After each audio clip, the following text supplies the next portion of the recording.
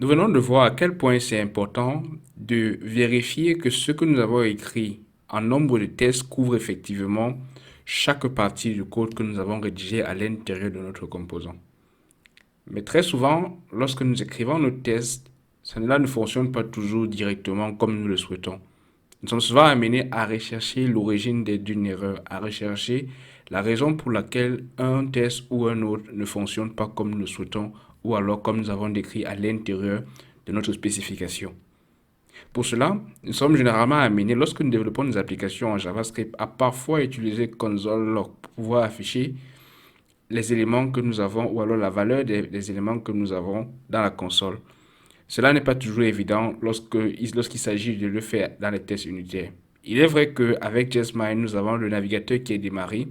Et si nous écrivons des valeurs dans la console, nous aurons également la réponse à l'intérieur de notre console. Mais cela prend du temps généralement pour examiner tout ceci. C'est la raison pour laquelle je vais te montrer une technique très courante dans le développement des applications, ce qu'on appelle le debugging. Le debugging permet donc de pouvoir utiliser cette partie qui est marquée en rouge, avec des petits points rouges lorsque je survole avec ma souris, permet d'utiliser cette partie-là pour pouvoir mettre des points d'arrêt. Mettre un point d'arrêt voudrait dire à mon test de s'arrêter lorsque cette partie-là va être exécutée. Donc, lorsque je vais par exemple procéder avec un breakpoint, ou alors, comme on l'appelle souvent, ou un point d'arrêt dans mon code, lorsque le test va parcourir cette partie du code-là, analysant comme nous l'avons effectué avec le code coverage, il va donc s'arrêter à ce point-là. Donc, vous voyez, lorsque je clique dessus, à côté de cette ligne, j'obtiens ce point rouge. Lorsque je clique une fois, le point rouge disparaît. Donc, lorsque ce point est actif, on parle donc de point d'arrêt que nous avons mis dans un espace ou alors à un endroit particulier de notre code. L'objectif pour nous est, avec Visual Studio Code, de pouvoir simuler ces points d'arrêt-là, ou du moins obliger nos tests à s'arrêter lorsqu'on aura un tel point dans notre code. Pour pouvoir le faire, vous allez vous remarquer que dans la structure par défaut qu'Angular CLI a créé pour nous, donc on va fermer le dossier de coverage, nous avons un dossier .vscode. .vscode nous permet donc de configurer l'option qui pour nous va nous permettre de démarrer les tests en mode de débogage ou en mode de recherche d'erreurs. Il y a des fichiers qui ont été pré-téléchargés avec Angular CLI. Et l'un des fichiers qui nous intéresse, c'est launch.json.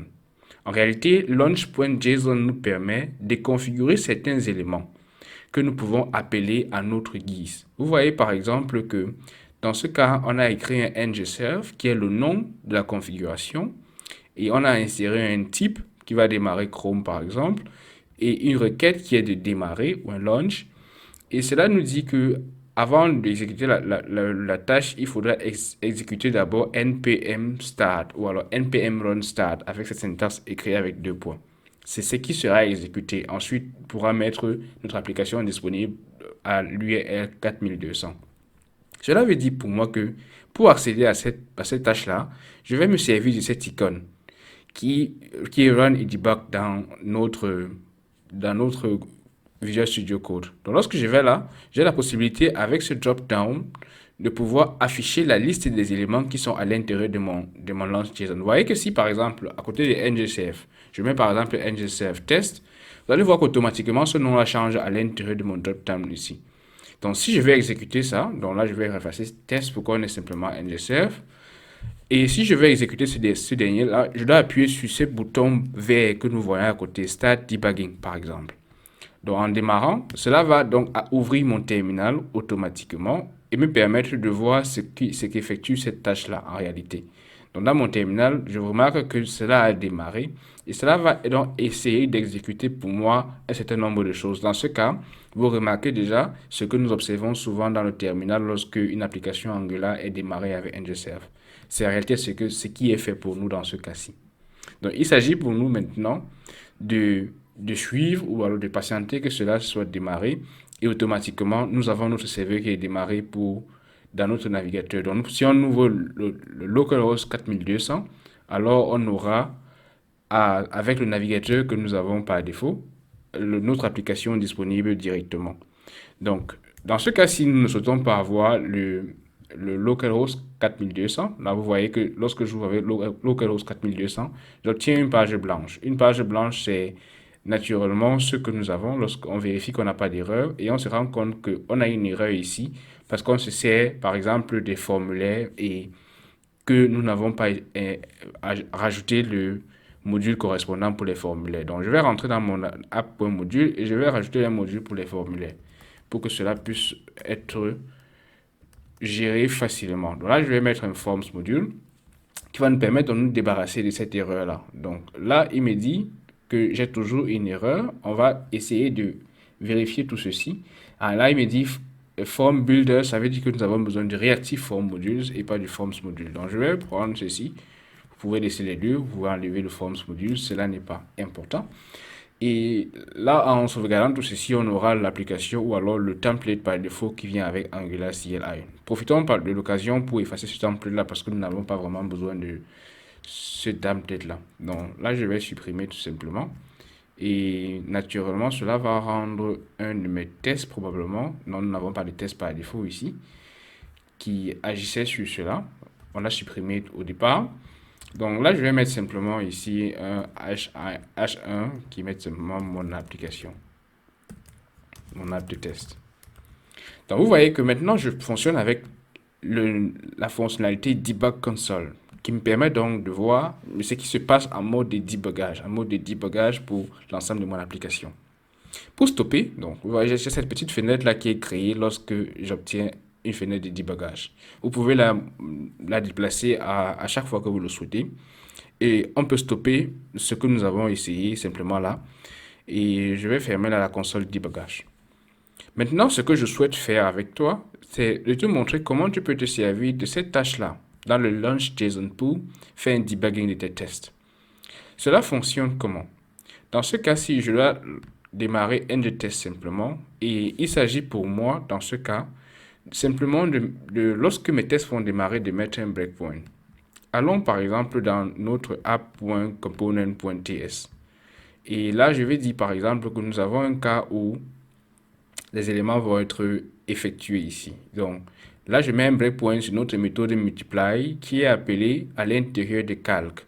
Ça veut dire que lorsqu'un test va appeler cette méthode-ci, il y aura un point d'arrêt qui pourra me permettre de lire les valeurs de A et de B respectivement. Est-ce que cela va réussir?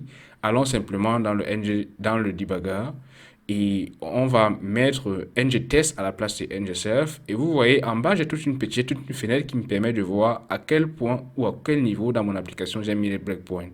Dans ce cas, cela me dit qu'à la ligne 38, j'ai mis un breakpoint dans mon fichier app.component.js. Là, nous sommes prêts à démarrer. À l'intérieur de la configuration, on a défini déjà où est-ce que cela va démarrer. Lorsqu'on regarde, cela va démarrer sur le port 9876. Ce port-là, vous pouvez le changer ou le modifier à votre guise dans le karma.conf.js. Karma.conf.js permet donc de modifier le port par défaut de débugage si on le souhaite. Maintenant que nous sommes prêts à tester toute l'application ou alors tester tout le processus de débugage, je vais démarrer simplement mon ngTest, cette fois-ci en me basant sur, pas directement en tapant moi-même personnellement dans la console, mais en démarrant directement depuis ce terminal-ci. Donc, laissons le temps à l'application d'exécuter notre code. Donc, comme on a dit que cela va exécuter d'abord ng-run-test, comme nous l'avons fait jusqu'à présent, à notre place. Maintenant, nous allons patienter et vérifier que cela a véritablement pris avec nos différents éléments. On laisse tourner, on se rend compte que maintenant, on a un point d'arrêt. Donc, cela a démarré automatiquement. Cela affiche aussi le coverage que nous avons activé avec les différentes parties. Et là, ça crée un point d'arrêt dans mon application. Ce point d'arrêt-là me permet de lire à l'intérieur, avec ce côté variable, simplement la valeur de A qui est 2 et la valeur de B qui est 4. Mais aussi, pas que, cela me permet de voir tout ce que j'ai comme valeur à l'intérieur de mon composant. Donc, je vais réduire un peu cette fenêtre Watch pour te permettre de voir que dans mon composant App Component, j'ai aussi la valeur de Age, la valeur de Title, qui te permet de voir à chaque fois, par exemple, check a service, de voir quelles sont les valeurs de ce que tu as à l'intérieur comme objet de ton application. Ce procédé est particulièrement intéressant et on va l'utiliser énormément pendant les prochains tests que nous allons effectuer pour pouvoir retrouver les erreurs, rechercher des erreurs. Tu peux ainsi créer plusieurs points d'arrêt dans tes tests. Tu peux créer des points d'arrêt à plusieurs endroits. Il n'y a pas un nombre limité de points d'arrêt que tu vas ajouter. N'oublie pas seulement de les enlever lorsque tu n'en as plus besoin. Pour enlever un point d'arrêt, il te suffit simplement de cliquer là sur la petite flèche ou alors de décocher la case concernée. Et si tu veux continuer, après avoir vu ce que tu veux voir avec un point d'arrêt, tu peux simplement appuyer sur la flèche bleue là pour te permettre de voir ce qui s'est passé. Ou alors de continuer pour la prochaine étape. S'il y a un autre point d'arrêt après ce dernier là, il va arriver à ce point d'arrêt. Par contre, si tu veux continuer à voir quel est le chemin que le code va prendre pour continuer, tu peux simplement procéder en appuyant la flèche du bas et cela va continuer à tourner aussi longtemps que différentes valeurs vont entrer dans cette place avec ces paramètres-là pour te permettre de voir où est-ce que tu obtiens une erreur. Donc là, il va te dire par exemple ce qui arrive à chaque fois, à chaque étape. Donc, tu vas passer là étape après étape et il va parfois même entrer dans le code de la librairie que tu utilises, comme c'est le cas maintenant avec TestMine. Et si tu veux faire un chemin retour, tu prends simplement la flèche opposée jusqu'à retrouver ce que tu souhaites réellement. Naturellement, cela va passer parfois par du code que tu ne souhaites pas peut-être voir, qui est introduit à l'intérieur de ton autre module. Donc ainsi, tu peux examiner dans différents contextes, pas seulement dans le cas des tests, mais lorsque tu développes une application avec Angular ou tout autre langage et framework, pour voir simplement quelles sont les valeurs que tu as à l'intérieur et quelles sont les potentielles erreurs que tu peux avoir dans ton application ou à travers tes tests que tu rédiges. Maintenant que nous avons vu comment est-ce qu'on peut écrire des tests de façon basique, les exécuter, créer nos propres methods, mais aussi de voir comment on affiche le code coverage, comment est-ce qu'on procède pour rechercher les erreurs à travers la technique de debugging avec VS Code. Cette technique fonctionne également dans la plupart des éditeurs de texte que vous utilisez, que ce soit IntelliJ, WebStorm ou autre chose que vous utilisez. Vous devez vous-même vous charger de chercher comment cela fonctionne dans ces cas-là. Nous sommes parés désormais à trouver comment écrire des tests unitaires dans des cas un peu plus complexes avec Angular. Mais on va partir en augmentant la complexité progressivement. C'est pour cela que je commence avec toi. D'abord avec un cas qui arrive très souvent. Le cas où tu as un composant enfant qui est utilisé à l'intérieur d'un composant parent, par exemple dans le cas de l'HTML. Comment est-ce que tu peux gérer les tests dans ces cas-là? Et à quoi est-ce que tu devras faire attention?